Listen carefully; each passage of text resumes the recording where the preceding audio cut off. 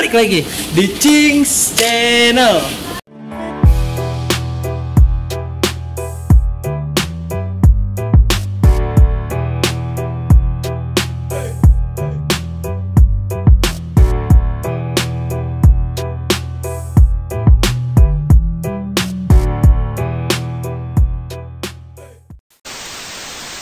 Apa kabar teman-teman semuanya? Semoga teman-teman selalu sehat. Anjay. Nope. Karena sekarang tuh lagi nggak musim sakit sih. Tapi lu sehat aja selalu ya. Dan selalu memberi kehangatan di setiap keberadaan lu. Anjay. Kali ini gue sendiri karena Ebet jadi kameramen nih sekarang ya. Halo. Anjay. Tos lu dong. Yalah, najis banget sih. Kenapa gitu anjir? Ya dari tangan yang hitam itu udah tau lah ya. Dia siapa? Oke. Jadi tanpa basa-basi nih Bet. Karena udah menjelang pertengahan tahun, biasanya tuh di akhir-akhir tahun ini udah mulai tuh orang-orang pada mau touring. Nah sebelum touring pasti lu belah mesin kan? Ya. Perlu apa enggak sih? Nah makanya dari itu gue bakal ngejelasin ciri-ciri Vespa yang minta dibelah mesinnya Bet. Jadi udah diketahui ya Vespa itu barang tua. Jadi ketika lu udah dapet ciri-ciri ini, lu langsung ganti deh buru-buru. Karena kalau misalnya lu nggak ganti, nanti bakal beresiko lebih fatal lagi. Benar.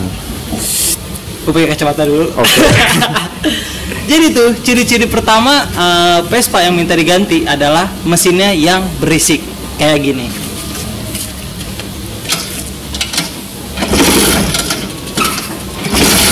Kok nggak nyala?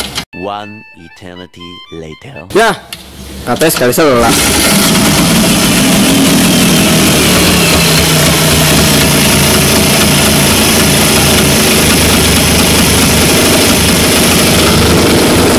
Oke deh.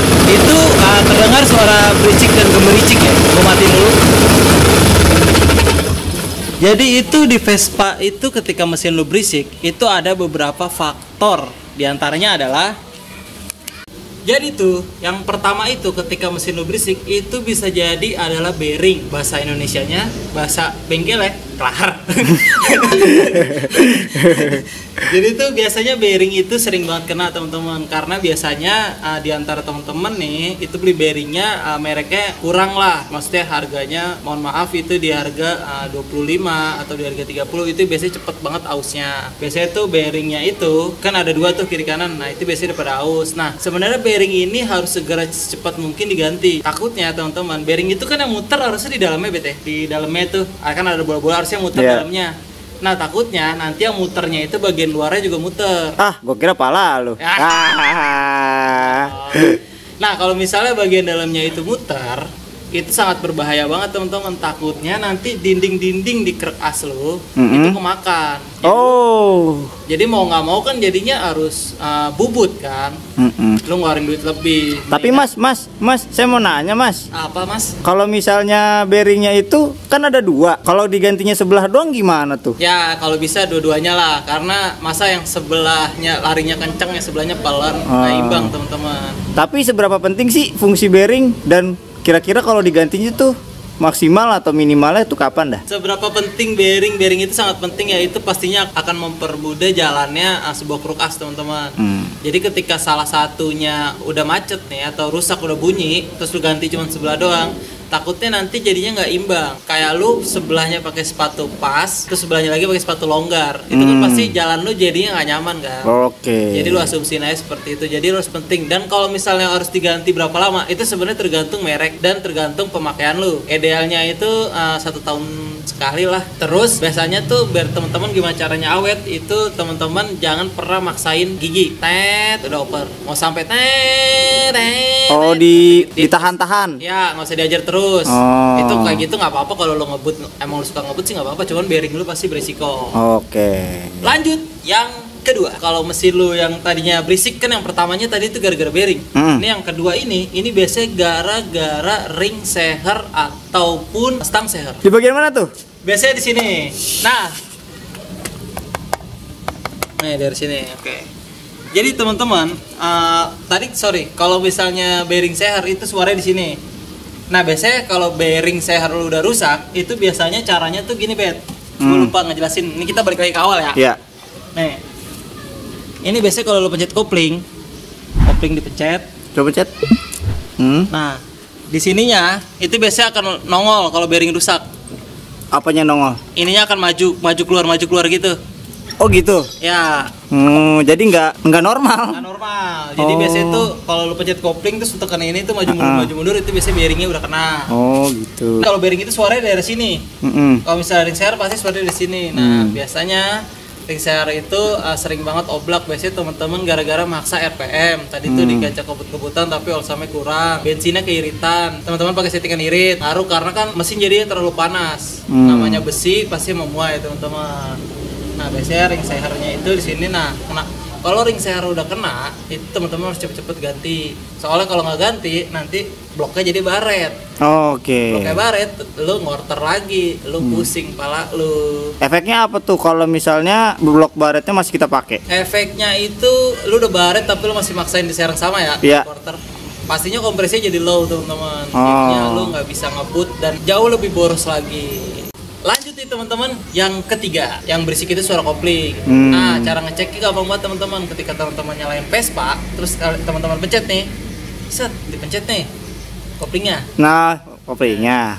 Dipencet nih koplingnya nih teman-teman. Kalau misalnya dipencetnya itu bunyi, berarti itu pasti kopling. Kalau misalnya nggak dipencet nggak bunyi, berarti itu bukan kopling. Kalau misalnya kopling itu biasanya yang kenanya itu antara bus kuningannya ataupun mangkok-mangkoknya yang udah renggang.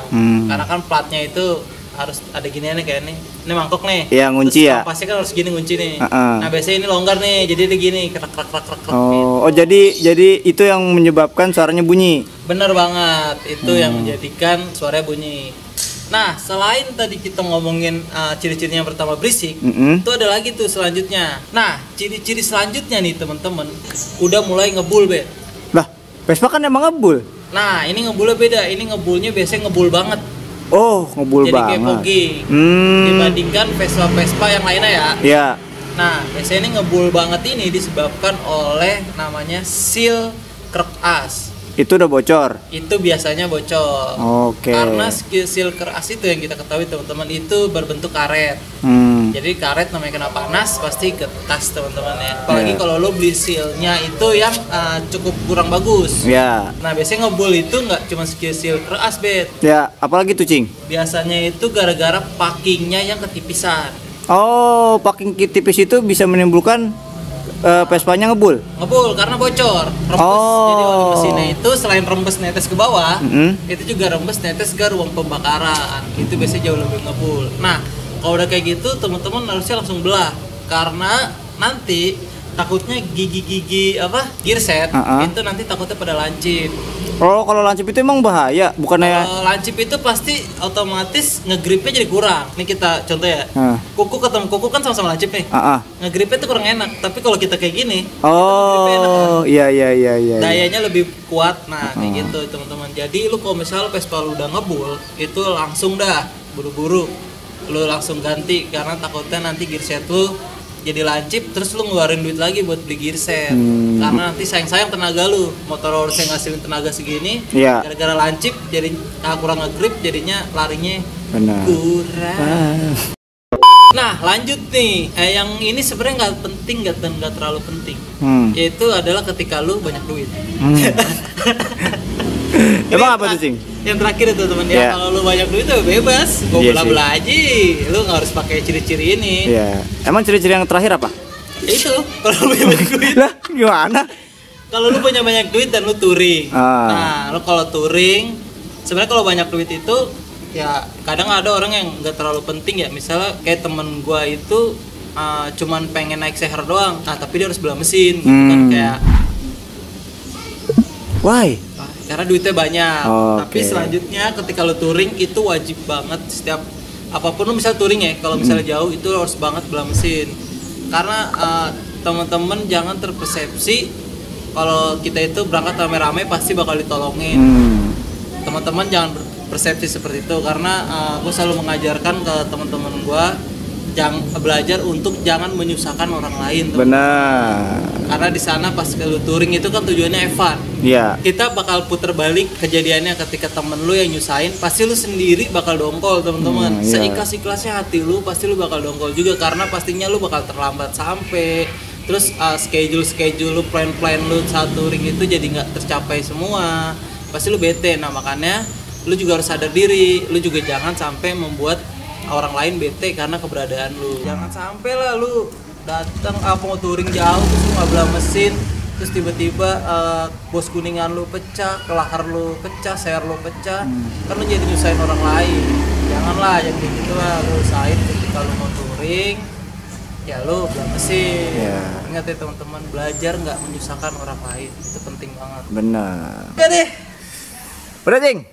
mungkin itu aja kali ya yang bisa disampaikan di ciri-ciri Vespa lu minta dibelah. Tapi teman-teman biasanya nih ada ciri-ciri apa lagi sih yang harus lu belah banget tuh mesin?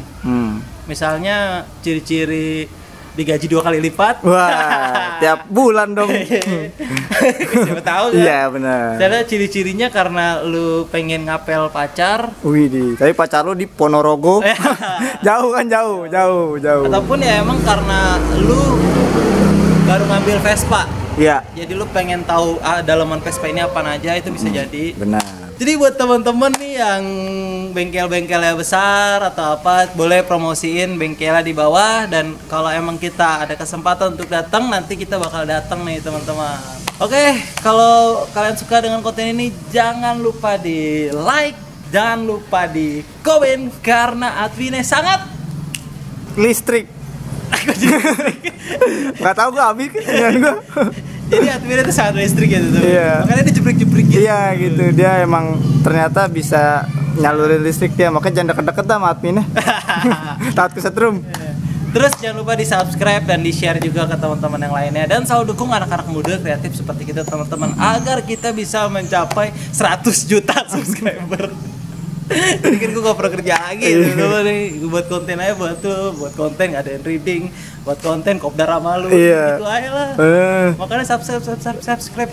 Ntar gue donasiin dah kalau gue 100 juta. Giveaway. Oke deh. Oh ya, jangan lupa follow IG dan TikTok kita, namanya sama Cings_channel, karena di sana buat konten-konten menarik yang ada di YouTube teman-teman. Ada Ebet yang mandi lumpur. Banyak-banyak lah. Banyak-banyak tapi bingung ya mana aja. Gue El cabut. Saya juga cabut. Enak gak sih begini? Enak aja. Enak ya? Enak aja. Ya udahlah. Tapi sekarang gue jadi kameramen. Dah. Ebet kameramen cabut. Sampai jumpa di konten selanjutnya.